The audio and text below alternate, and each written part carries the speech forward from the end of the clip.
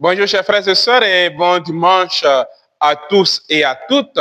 Bon dimanche Gaudete, bon dimanche de la joie à tous et à toutes. Aujourd'hui, nous sommes invités à nous réjouir dans le Seigneur. Et pourquoi nous réjouir? Le Seigneur est proche. Bientôt, nous allons célébrer la Noël, la venue du Seigneur dans notre monde. Le Seigneur est proche et cela est le motif de notre joie.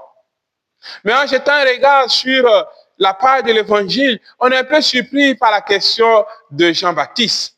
Il envoie ses disciples interroger Jésus. Es-tu celui qui doit venir ou devons-nous en attendre un autre?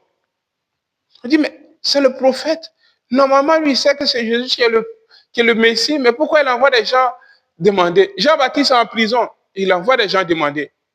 Mais il faut situer le texte dans son contexte historique. Oui, le peuple d'Israël est sous la domination des Romains, Et le peuple attend un sauveur qui va venir les libérer de cette domination des Romains. Alors, donc on s'attend à un Messie guerrier qui va monter une armée pour combattre. Et Jésus vient comme Messie, commence à parler de l'amour, il guérit les malades, il ressuscite les morts, il annonce la bonne nouvelle à tout le monde, il accueille les pécheurs. Mais Jean-Baptiste dit, mais attends, mais le Messie, là, est-ce qu'il a une armée? Donc il envoie ses disciples pour poser la question à Jésus. Mais Jésus oriente, donne une vision de son messianisme.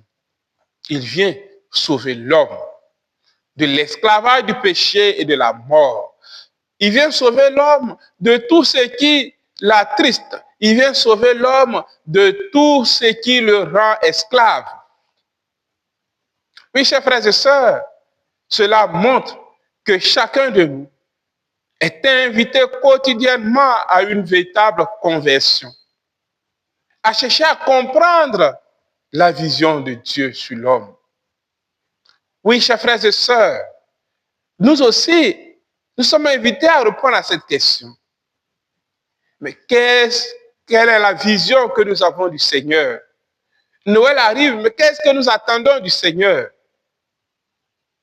Mais si c'est le travail, mariage, c'est pas. Si c'est pour ça que nous attendons le Seigneur,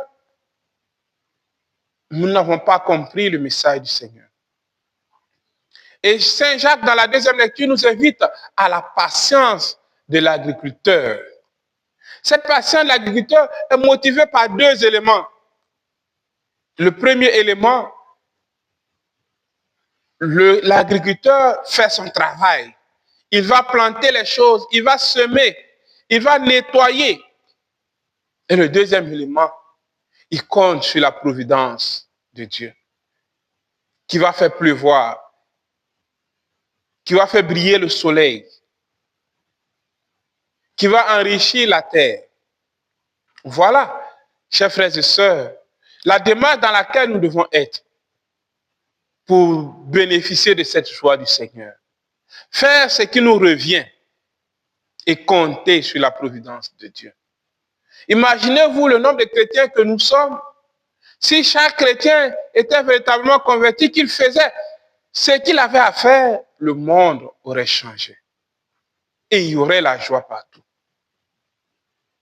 Oui, chers frères et sœurs, demandons au Seigneur de transformer notre cœur pour que nous puissions comprendre sa vision du monde, comprendre la vocation de l'homme.